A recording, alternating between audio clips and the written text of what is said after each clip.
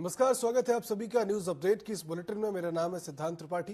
रुक करते खबरों की ओर, जहां जलागम विभाग ने जल संचय और जल संरक्षण को लेकर देहरादून में कार्यशाला का आयोजन किया, जिसमें कि विभागीय मंत्री सतपाल महाराज ने बतौर मुख्य अतिथि शिरकत की।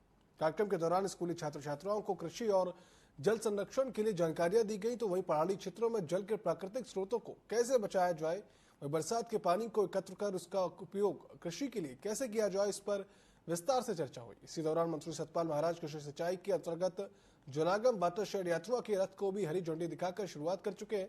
यह वाटरशेड रथ यात्रा पौड़ी, चमोली और पिथौरागढ़ में जल संचय के लिए जागरूक करने का काम करेंगे। वहीं कांग्रेस के प्रदेश प्रवक्ता शेषपाल सिंह बिष्ट ने सरकार पर जल संरक्षण को लेकर गंभीर न होने का आरोप लगाया।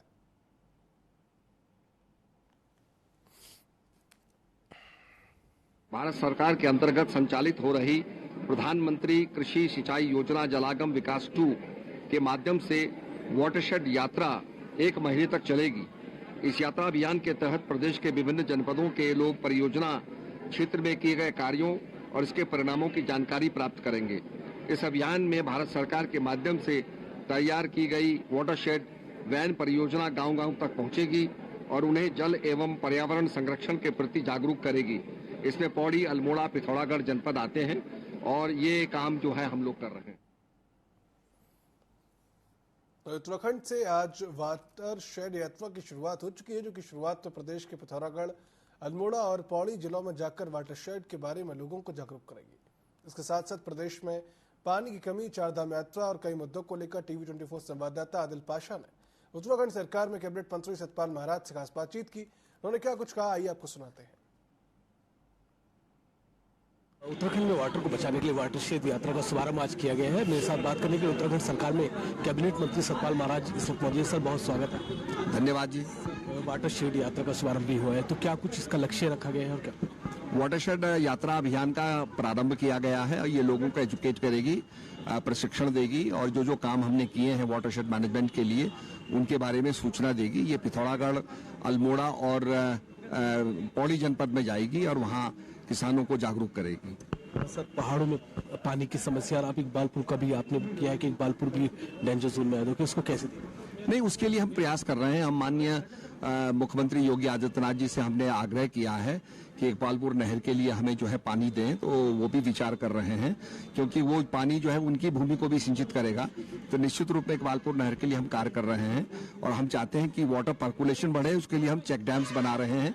अभी आपने देखा होगा दा काटल के अंदर, यमकेश्वर के अंदर एक प्रस्तावित हुई है, डैम प्रस्तावित हुआ है, एक आपके सतपुली के अंदर जो है झील प्रस्तावित हुई है। इस प्रकार से चेक डैम के जरिए और पानी के संरक्षण करने से हम पर्कुलेशन ऑफ वाटर को बढ़ाएंगे।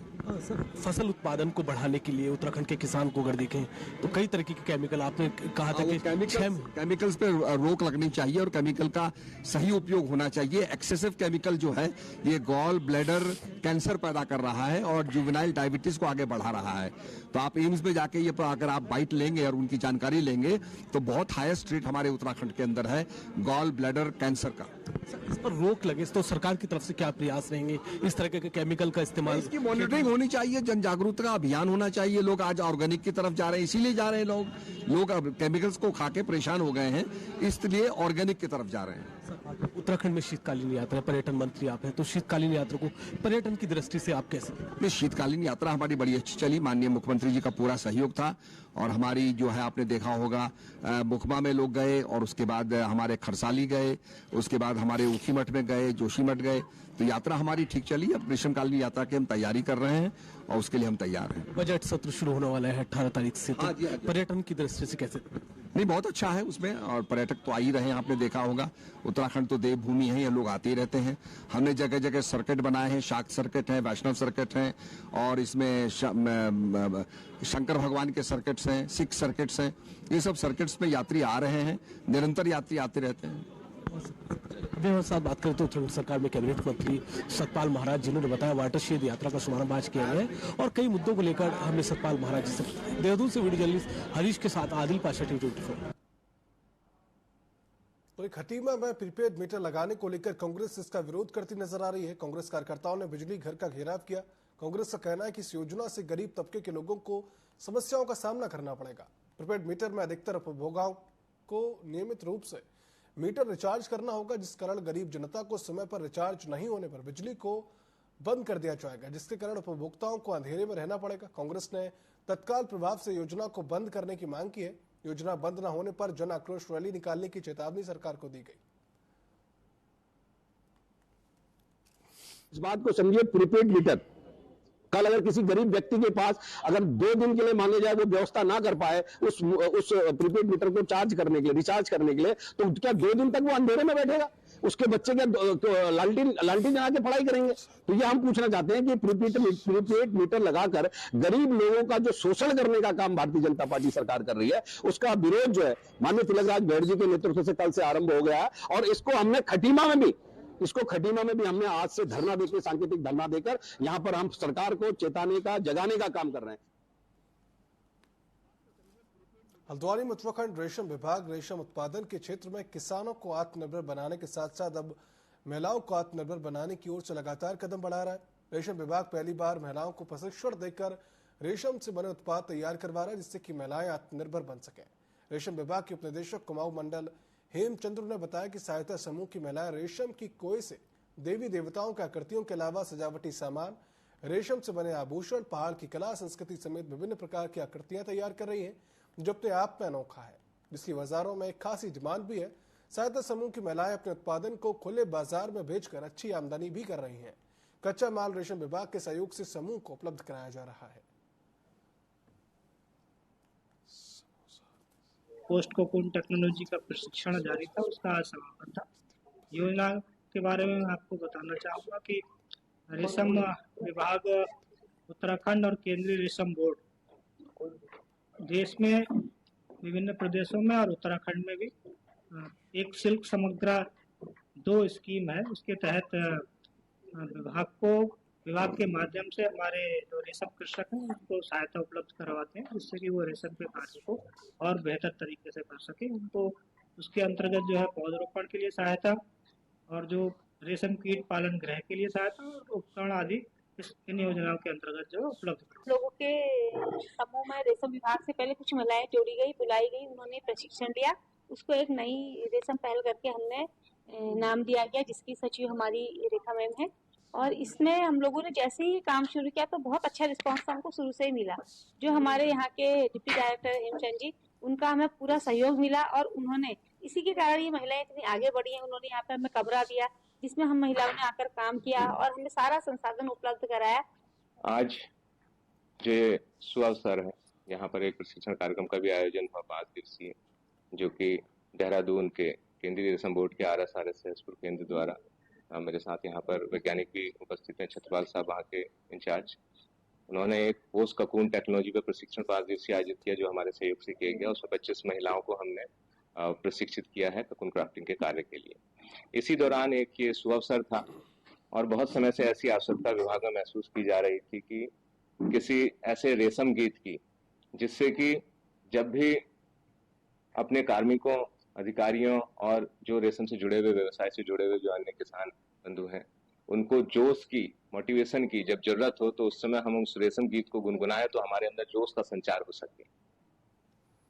तो उत्तराखंड में किसानों की ओर से अपनी उपज को बढ़ाने के लिए कई तरह के केमिकल का इस्तेमाल किया जाता है, जिससे कि गॉल ब्लैडर कैंसर के मामले बढ़ रहे हैं।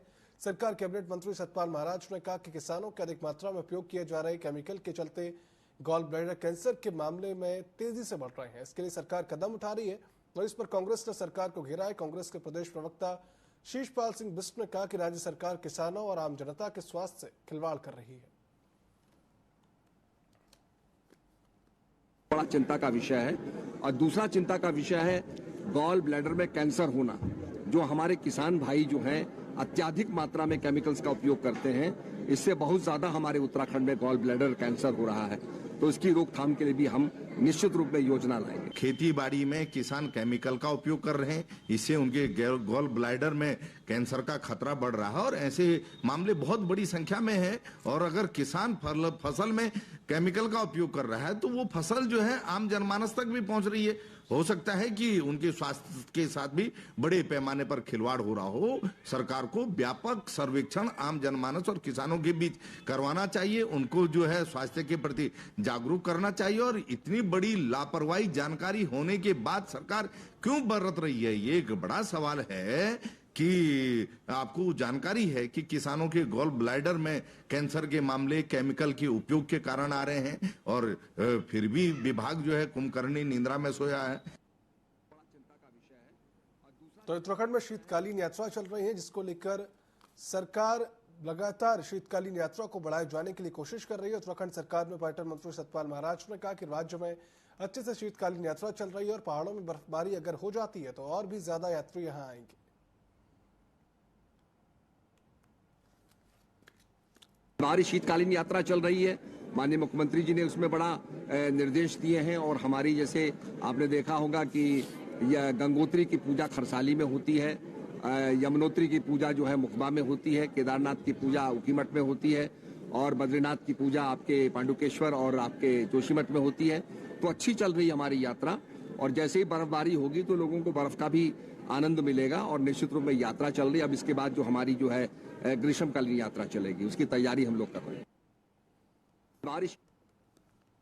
निकाय चुनाव में उत्तरकाशी में भाजपा को कड़ी हार का सामना करना पड़ा। भाजपा इसको लेकर समीक्षा करने जा रही है। बता दें कि लोकसभा चुनाव के दौरान पार्टी का वोट प्रतिशत काफी आगे था, उसके बाद लगातार ग्राफ गिरता नजर आ रहा है। और ऐसे में पार्टी के नेताओं का मानना है कि कहीं ना कहीं पार्टी के कार्यकर्ताओं की ओर से पार्टी के खिलाफ गतिविधियां देखने को मिलती है, और अब ऐसे नेताओं और कार्यकर्ताओं पर निष्कासन की कार्रवाई की जाएगी जिन्होंने निकाय चुनाव में पार्टी के खिलाफ काम किया। भारतीय जनता पार्टी हर चुनाव से कुछ न कुछ सबक लेती है, और चाहे हम चुनाव जीतें या हारें, उस चुनाव की हर स्तर पर पार्टी समीक्षा भी करती है। निश्चित रूप से उत्तरकाशी जिले में जिस प्रकार से चुनाव के जो परिणाम आए हैं, और चाहे लोकसभा की बात करें चाहे निकाय की बात करें, उसमें कहीं न कहीं कोई जो चूक हुई होगी उसकी पार्टी समीक्षा कर रही है।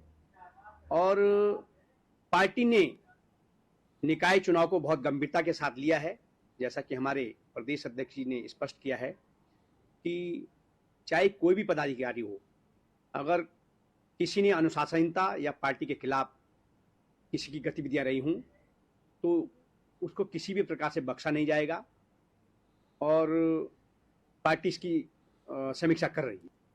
भारतीय जनता पार्टी हर चुनाव से कुछ न कुछ सबक लेती है, और चाहे हम चुनाव जीतें या हारें, उस चुनाव की हर स्तर पर पार्टी समीक्षा भी करती है। निश्चित रूप से उत्तरकाशी जिले में जिस प्रकार से चुनाव के जो परिणाम आए हैं,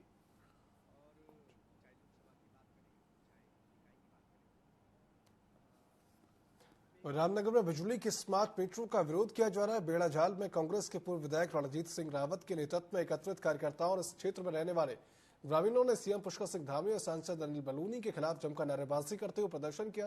ग्रामीणों का कहना है कि जब से मीटर लगा है उनके यहाँ बिजली की रीडिंग भी तेजी के साथ बढ़ रही है।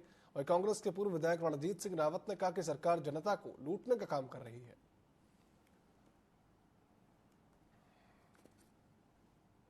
और मेरा नाम मीटर लची हूँ, लेकिन हमारे तो 17-18 रुपये मीटर रीडिंग है 2-3 दिन में, और हमारे खाली 2 सेफल जलनी। हम तो बहुत गरीब से बिल्कुल नीचे वाले गरीब थे, हम अंत्योदय कार्ड हमारे से, लेकिन हमें तो बिल खत्म भर सकूल बताओ 25,000 बिल है। लेकिन उनको विंटर तुम्हारे जरूर लागल तब तुम्हें लाइट काट दो, तो हम उनको भैया लगाओ, हम हाथ जोड़ में लगवा दी। फिर हम कदवा लगवासी, फिर बाद में उनको तुम 5,000 मीटर लगातार भरण पड़ा तुम। सरकार गरीब लोगों के जो मजदूर हैं और छोटे कृषक हैं, मध्यम वर्गीय भी नहीं है बल्कि निम्न वर्गीय कृषक हैं जिनके पास बीघों में जमीन है, एकड़ों में भी नहीं है, उनके घरों में तक प्रीपेड मीटर लगा रही है, जो एक तरह से सरासर लूट है। एक तरफ सरकार बड़े उद्योगपतियों का, मोदी सरकार अभी तक 17 लाख करोड़ रुपया माफ कर चुकी है। अभी पिछले महीने ही अनिल अंबानी का जो 29,000 करोड़ का लोन था वो 450 करोड़ में सेटल किया गया है। और दूसरी तरफ जो छोटे लोग हैं उनसे जो है इस तरह से अवैध वसूलियां की जा रही हैं। तो जनपद में फायर सीजन को लेकर वन विभाग पूरी तरह से सतर्क हो गया है। जंगलों में आग लगने की घटनाओं को रोकने और उन पर प्रभावी नियंत्रण के लिए ग्राम पंचायतों से लेकर आम जनता तक को जागरूक किया जा रहा है। डीएफओ डीपी बलौनी और गंगोत्री नेशनल पार्क के उपनिदेशक ने प्रेस वार्ता में कहा कि फायर सीजन के दौरान जंगलों में आग लगने की घटनाएं बढ़ जाती है, जिससे कि वन्य जीवों, पर्यावरण और स्थानीय लोगों को भारी नुकसान होता है। गांव-गांव में जागरूकता अभियान चलाया जाएगा, जिसमें कि ग्रामीणों को बताया जाएगा कि जंगलों में आग लगने के कारण क्या हो सकते हैं और इससे कैसे बचा जा सकता है। पूरे जनपद में तैनात वनकर्मी और फॉरेस्ट गार्ड जंगलों पर कड़ी निगरानी रख रहे हैं।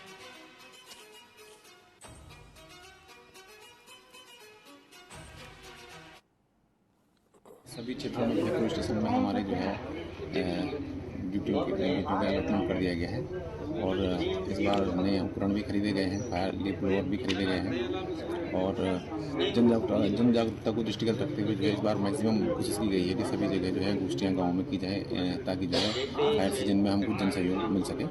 जो हमारे मेन स्टेक होल्डर्स हैं, जो गांव, जो ग्रामीण, जो उसके आसपास रहते हैं, उनकी सहभागिता, बिना उनकी सहभागिता की बातें करना बेमानी होती है। तो उसके लिए हमने इसमें एक सीरीज ऑफ वर्कशॉप गांव में छोटी छोटी बात करे हैं। तो बहुत से लोग हैं जो पर्यावरण के प्रति सजग हैं, उनका पूरा हमें आश्वासन भी है और हमें पूरी उम्मीद है कि उनका भरपूर सहयोग है। उत्तराखंड में पुलिस प्रशासन नशे के खिलाफ एक बड़ा अभियान चलाकर कई लोगों को जेल भेजने की कार्रवाई कर चुकी है, लेकिन अगर देखा जाए तो आज भी कहीं न कहीं नशेड़ी पति के आतंक से महिलाएं लगातार इसका शिकार हो रही है। लेकिन पीड़ित महिलाएं न्याय की गुहार लेकर पुलिस के पास जाती है तो वहां भी उन्हें न्याय नहीं मिल रहा। पुलिस ऐसी महिलाओं को न्याय देगी, भविष्य के गर्भ में कैद है। फिलहाल पीड़ित महिला पति के आतंक से निजात दिलाने को लेकर कोतवाली में डेरा जमाए बैठी है। मारा है तो हमको कुछ नहीं, ना खाना ना पीना, कुछ नहीं। मारा मेरे को कल सुबह भी मारा नीरज ने। घर वाले ही है। हाँ, तीन लड़की है, छोटी छोटी है लड़की। तुम्हारा आदमी क्या करता है? मैं पीता है, सुई लगाता है, जैसे लगाता है, कुछ नहीं देता, खर्चा पानी कुछ नहीं देता हमें। बच्चे को मैं ही पाले ही खाने का सामान बेचती हूँ मैं। तो थाने में आइए, क्या कर रहे हैं थाने वाले? थाने वाले अभी पता नहीं क्या कर रहे हैं, आ रहे हैं, कह रहे हैं। मतलब कोई नहीं सुना तुम्हारी?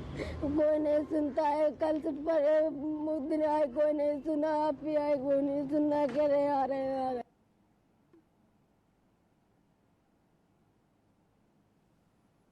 अल्मोड़ा पुलिस ने नशे के कारोबार पर बड़ी कार्रवाई की है। पुलिस ने 2 अलग-अलग मामले में 140 किलो गांजे के साथ 3 तस्करों को गिरफ्तार किया। बरामद गांजे की कीमत 35 लाख रुपए आंकी गई है। आपको बता दें कि पहला मामला देघाट क्षेत्र का है, जहां पुलिस ने एक पिकअप और कार से 116 किलो गांजा बरामद किया। दूसरा मामला बतरौंज खान के मोहन क्षेत्र का है, जहां से 24 किलो गांजा बरामद किया गया। एसएसपी देवेंद्र पीछा ने बताया कि तस्करों से पूछताछ जारी है और उनके पूरे नेटवर्क की अब जाँच की जा रही है। लगभग 140 केजी के आसपास गांजा, जिसकी अगर हम वैल्यू पता करें तो लगभग 35 लाख से अधिक का है, तो ये बरामद किया है। इसमें 3 अभियुक्तों को हमने गिरफ्तार किया है और एक अभी फरार है। इसके अलावा हम उसमें जो बैकवर्ड और जो फॉरवर्ड लिंकेज, जो कहाँ से ला रहे थे, कहाँ ले जा रहे थे, क्या है, वो भी पूछताछ कर रहे हैं, जारी है। और इसमें जो भी उसमें इन्वॉल्व रहेगा उसको भी हम नहीं छोड़ेंगे। साथ साथ में ये एक अच्छी बड़ी क्वांटिटी है और साथ में कॉमर्शियल क्वांटिटी भी है। और मेरा इसमें ये भी रहेगा कि इनकी जो प्रॉपर्टी है और साथ में गैंगस्टरी कार्रवाई है, वो भी एक इनका क्रिमिनल रिकॉर्ड चेक करके वो भी हम उसमें आगे करेंगे। तो नैनीताल के जोलीकोट क्षेत्र में सिलेंडर से भरा ट्रक खाई में जा गिरा। दरअसल ट्रक चालक को झपकी आने के चलते ट्रक अनियंत्रित हो गया और गहरी खाई में गिर गया। ट्रक के चपेट में आने से सड़क किनारे खड़ी पिकअप भी खाई में गिर गई। सूचना मिलने पर पहुंची पुलिस ने रेस्क्यू कर ट्रक पर सवार 3 लोगों को खाई से सुरक्षित बाहर निकाला।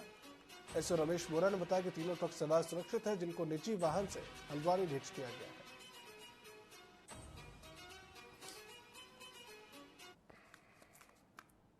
बागेश्वर से आ रहे एक इंडियन गैस के से भरे खाली, मतलब जो सिलेंडर जिसमें खाली थे, उसके हमारे जोलीकोट में जो चेक पोस्ट है पुलिस की, उसके पास गिरने की सूचना प्राप्त हुई थी। तत्काल मौके पर पुलिस बल गया और उसमें 3 लोग, ड्राइवर समेत 3 लोग बैठे थे। ट्रक करीब 15-20 मीटर नीचे गया था और उसको तीनों को वहाँ से रेस्क्यू पुलिस टीम द्वारा किया गया और ज़्यादा चोटें नहीं थी, मामूली चोटें थी। रामनगर नगर पालिका के कार्यालय में मौजूद प्रभारी स्वास्थ्य निरीक्षक के साथ एक व्यक्ति ने अभद्रता व गाली गलौज की। इसके विरोध में समस्त कर्मचारियों ने पालिका में तालाबंदी करने के साथ ही धरना प्रदर्शन किया। वहीं पीड़ित कर्मचारियों ने पुलिस को तहरीर सौंपकर आरोपी को गिरफ्तार करने की मांग की। आपको बता दें कि कर्मचारियों के आंदोलन को पालिका के सभासदों ने भी अपना समर्थन दिया है। उक्त घटना के विरोध में पालिका के सफाई कर्मचारियों ने चेतावनी देते हुए कहा कि यदि आरोपी की गिरफ्तारी नहीं की गई तो शहर की सफाई व्यवस्था पूरी तरह से ठप कर दी जाएगी। मामला ऐसा है, मैं अभी आया तो मेरे संज्ञान में आया, लल्ला मियाँ हमारे सबसे वरिष्ठ यहाँ के बहुत पुराने कर्मचारी हैं। उनके सामने एक फुटबॉलर हैं कोई शाहिद नाम से, उनके द्वारा अभद्रता की गई। जो नगर पालिका है, हम सभासद हैं, ये सब एक परिवारजन है। हमारे परिवार के किसी सदस्य के खिलाफ कोई अभद्रता करता है तो हम सभासद, वार्ड मेंबर और ये सब कर्मचारी सफाई कर्मचारीगण एकजुट होकर उसका विरोध करेंगे और हमने उनको आंदोलन को पूर्ण रूप से समर्थन दिया। पूरा मामला ये मैं आपको संज्ञान में देना चाहता हूँ कि ऑफिस में आया, ऑफिस में आने के बाद मेरे साथ मेरे वाहन चालक श्री फरीद अहमद कुछ बात कर रहे थे। उसके बाद में शाहिद पुत्र श्री हाफिज सईद आए। मैंने उनसे ये कहा कि शाहिद भाई क्या हाल है, इतना कहना था। उन्होंने गाली बकना और मुझे जान से मारने की धमकी दी। प्रदेश के सभी जिला अस्पतालों में मरीजों के लिए सफाई व्यवस्था बनाए रखने के लिए नई पहल की गई है। स्वास्थ्य मंत्री धन सिंह रावत की ओर से हफ्ते के 7 दिन अस्पताल के सभी बेड के लिए अलग अलग रंग की चादर इस्तेमाल किए जाने के निर्देश दिए गए। स्वास्थ्य मंत्री ने कहा कि हमने फरवरी और मार्च के महीने के लिए लक्ष्य रखा है कि सभी जिला अस्पतालों में सभी दिन अलग रंग की चादरें बिछाई जाएंगी। तो इन्होंने कहा कि मरीज के तीमारदारों के ठहरने के लिए वैकल्पिक व्यवस्था करने पर काम किया जा रहा है।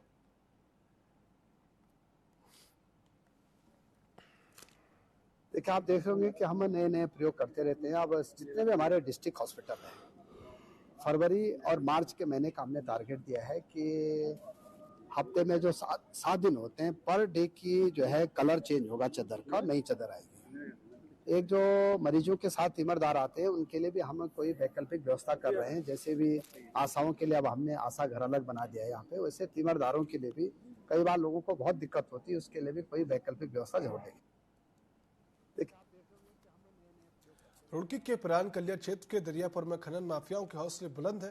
खनन माफियाओं ने अनुमति की आड़ में डंपरों से ओवरलोड मिट्टी का धड़ल्ले से परिवहन कर रहे हैं। तो वहीं दूसरी तरफ क्षेत्र के किसानों ने खनन कारोबारियों पर फसलें खराब करने का आरोप लगाया। आपको बता दें कि राज्य सरकार के सभी खनन प्रक्रिया राजस्व को देखते हुए भूतत्व और खनन विभाग के अंतर्गत की गई थी। खनन करने वाली हर वाहन को उचित परमिट के साथ खनन करने की अनुमति दी गई है और साथ साथ जगह जगह खनन विभाग की चौकियां भी खोली गई। लेकिन फिर भी खनन कारोबारी प्रशासन को गुमराह करते हुए सरकार को राजस्व का चूना लगा रहे हैं।